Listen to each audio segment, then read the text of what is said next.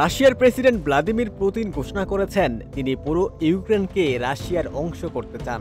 ২০ June Saint Petersburg অর্থনৈতিক ফোরামে তিনি বলেন, সমগ্র ইউক্রেন আমাদের।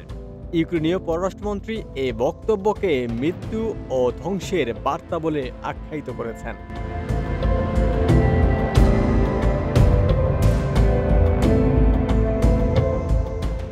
পুতিনের মন্তব্যের মধ্যেই ইউক্রেনের ইউরোপীয় মিত্ররা সামরিক সহায়তা বাড়াচ্ছে। ন্যাটো মহাসচিব জানিয়েছেন, ইউরোপ ও কানাডা ইতিমধ্যেই ইউক্রেনকে ৩৫ থেকে ৪০ বিলিয়ন ডলারের সামরিক সহায়তা প্রতিশ্রুতি দিয়েছে। এটি যুক্তরাষ্ট্রের সহায়তা বিলম্বের ঘাটতির পূরণে ভূমিকা রাখছে।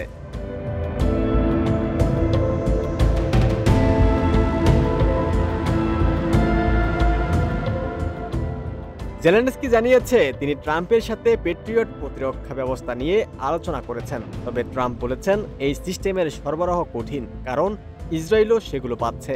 এদিকে রাশিয়া যুদ্ধবিরতির শর্ত হিসেবে পশ্চিমা অস্ত্র সরবরাহ বন্ধের দাবি পুনর্ব্যক্ত করেছে।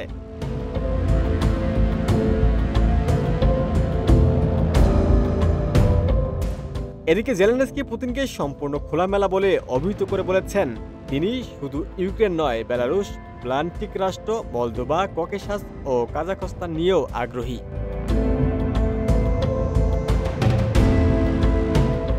এদিকে জার্মান সেনাবাহিনী রাশিয়াকে অস্তিত্বগত হুমকি হিসেবে চিহ্নিত করেছে।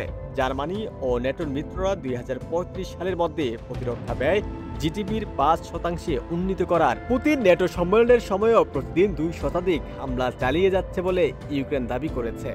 ইউক্রেন এখন ৬.৯৫ লাখ রুশ সেনার বিরুদ্ধে লড়ছে। সুমিতে নতুন ফ্রন্ট গড়ে তোলারও চেষ্টা চলছে।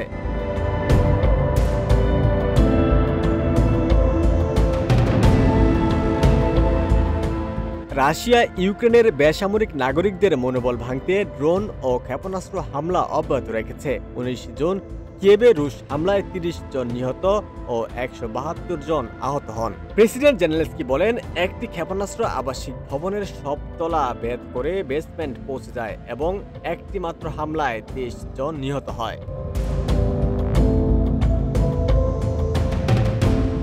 ওই রাতেই রাশিয়া ওডেসা ও খার্কিভে ২০টিরও বেশি ড্রোন নিয়ে আক্রমণ করে। ওডেসায় ৪ তলা ভবনে আগুন ধরে গেলে তা আংশিকভাবে ধসে পড়ে। আহত হন ৩ জন উদ্ধারকর্মী। কিয়েভে সোমবারের ড্রোন হামলায় অন্তত ৭ জন নিহত হয়।